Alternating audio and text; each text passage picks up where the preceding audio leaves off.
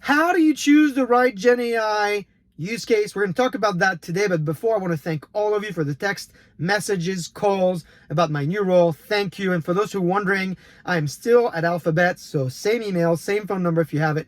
So make sure you can reach out to me. But this CarCast is not about me or where I work.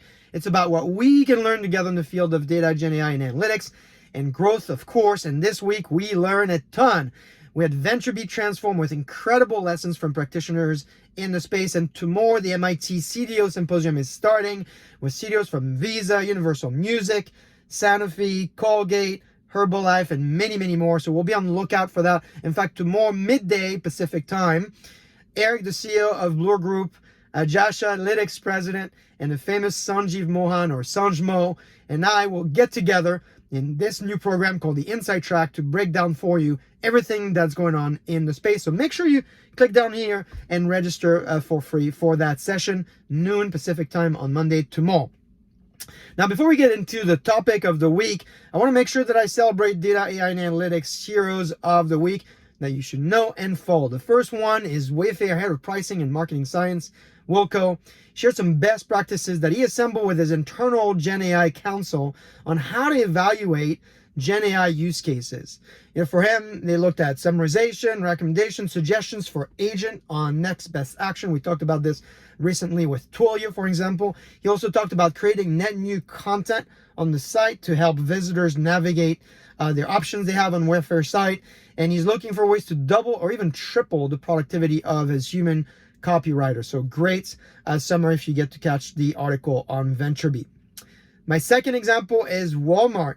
Desiree, their VP of Emerging Tech, explained the scale of their effort. Approximately 50 million Walmart customers are interacting in some way, shape, or form with their conversational experiences. And internally, they also have over 2 million associates that use this application called Ask Sam. That's their conversational AI tool that helps them improve productivity internally.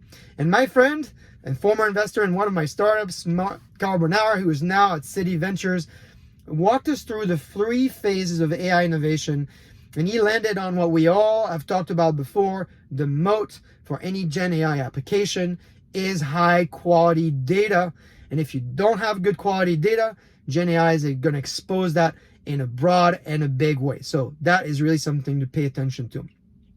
Now, every customer I talk to is talking about assembling internal counsel to establish which is the right use case for their company for Gen AI. And we talked about this in the past.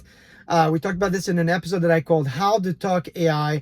I'm going to give you a reference to it. I think it's going to be up here on my left or on my right. But I talked about this acronym I called MTCAC. The acronym I came up with here is to help you think about the right requirements for Gen AI applications. I've got a new acronym for you this week. Now remember, these acronyms are yours as much as they're mine. You can DM me, put it in comments, your thoughts as well here, so we can come up with the best way to simplify ways to think about these problems we're trying to tackle together. So for me, the best way to prioritize use cases for Gen AI is to think about DACE, D-A-C-E-S. D is for draft or document, A is for answer, C is for classify, E is for edit, and S, of course, is for summarize. Typically, that's the use case that most people start with. Those are my mind or simplest way to think about it. Now, of course, if you're having a hard time building a business case around Gen AI use cases, this week, McKinsey came out with great research that I think can be very helpful for all of us. I break it down in 3 simple categories. You've got a lot of depth in my blog here to their actual research, but the way I think about it is there are use cases around existing, new, and beyond. So if we take the example of coders, for instance, existing, that's expediting manual and repetitive work like documenting code, for instance. And according to McKinsey, thanks to Gen AI, it could be completed about half the time. New use cases are things like jump-starting a first draft of code or accelerating updates to existing code or content. I think content creators can identify to that one as well. McKinsey research says you can get that done about half the time, and refactoring existing content can be done nearly 2/3 of the time. I think we talked about this in the past, this idea of having a companion that helps you kind of create new content, but also refactoring existing content.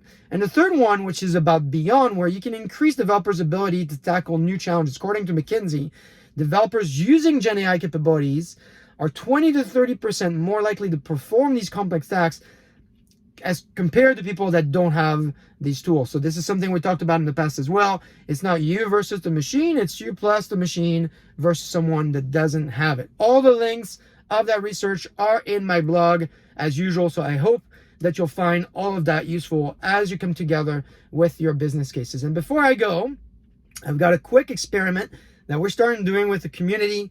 Summer vacations are upon us for some of you. It's a great time to step back, pick up some great books to read. I want to know what your favorite and recommended reads or maybe rereads are for the summer.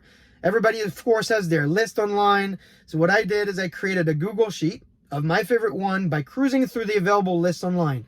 Lists from Financial Times, Gartner, Inc. Magazine. Matt Abraham says actually a great list.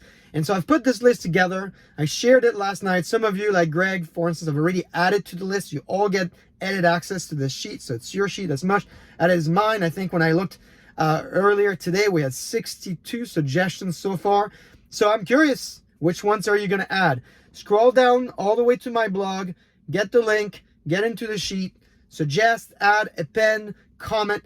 Let me know what you like to read, what you think the rest of the community should read, and we'll review the top 5 next week. I hope, as usual, all of this is useful to you. Have a great week, and I will see you next week.